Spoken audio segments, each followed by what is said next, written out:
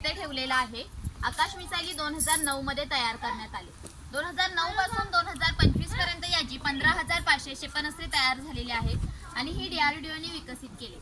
जे आपलं ऑपरेशन सिंदूर झालेलं त्यामध्ये आकाश मिसाइल वापरण्यात आली होती। तर आकाश मिसाइलचं जे वजन आहे ते 720 किलो आहे आणि त्याची रेंज 25 किलोमीटर आहे। आता आपण याला लॉन्च नाही करणार आहे। टार्गेट कसं सेट केलं जातं ते तुम्हाला ऑपरेट करून दाखवले। ऑपरेशन सिंदूर आकाश मिसाइल।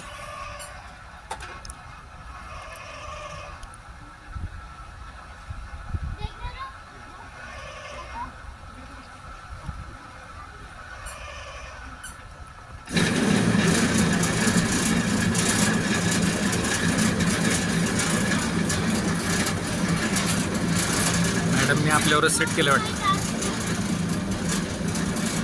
हा जो आहे तो डॅम बनवलेला आहे। या डॅम तयार करून दाखवणार आहे। अजून याचं काम चालू आहे।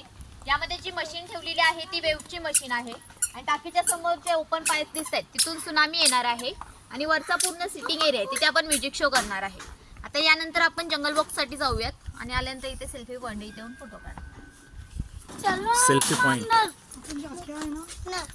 पवनचक्कीची उंची ही 80 फूट आहे आणि वजन 16 टन आहे। तिला 2 ब्लेड्स आहेत 30-30 फुटाचे आणि एक नेसेल म्हणून मशीन असतं ते 5 टनचे। तर आता तुम्ही आतापर्यंत ज्या विंडमिल पाहिल्या असतील त्या 3 ब्लेडच्या असतात। आमची युनिक आहे 2 ब्लेडची आहे। त्यामागचं कारण असं आहे की बाकीच्या ज्या विंडमिल असतात त्या खडकळ भागावर किंवा टेकडीवर असतात। आमची जी आहे ती जंगलात आहे प्लस ती उंचावर आहे। तर हे जे पार्ट्स आहेत ते खूप हेवी पार्ट्स आहेत। हे आपण मॅन पॉवरने वरती आणलेत आणि मॅन पॉवरने विंडमिल उभी केलेली आहे। बाकीच्या ज्या विंडमिल असतात त्या क्रेनच्या साहाय्याने बसवलेल्या असतात। या ठिकाणी क्रेन आणण्यासाठी कोणताही मार्ग नाहीये। जर यामध्ये आपल्याला तिसरा ब्लेड बसवायचा असतं तर आपल्याला ह्याची हाईट वाढवावी लागली असती त्यामुळे मॅनपॉवरही वाढलं असतं। तर यातून जे आपल्याला इलेक्ट्रिसिटी मिळते ते 80 किलोवॅट ते 100 HP इतके मिळते। सध्या आपण तिचे ब्लेड्स लॉक करून ठेवलेले आहे। यामागचं कारण असं आहे की आता जो आपला पूर्ण प्रोजेक्ट आहे तो 90% सोलारवर चाललेला आहे। जसं की सोलार पॅनल हे पावसाळ्यात चालत नाही त्यावेळेस विंडमिलचा वापर केला जातो। ती वर्किंग मध्ये आहे।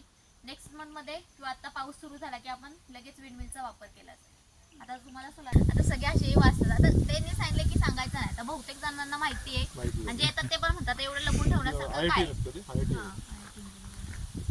या विज्ञानगड प्रोजेक्टचे हेड आहेत mister Vasant Joshi, IIT engineer from Sangli.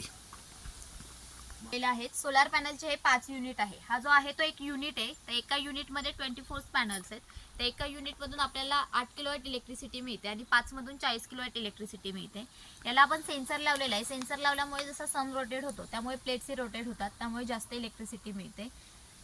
तुम्ही ज्या ट्रेन प्रोजेक्ट आपला सोलारवर चाललेला आहे आणि जी 10% इलेक्ट्रिसिटी लागते ती गव्हर्नमेंटची यूज केली जाते।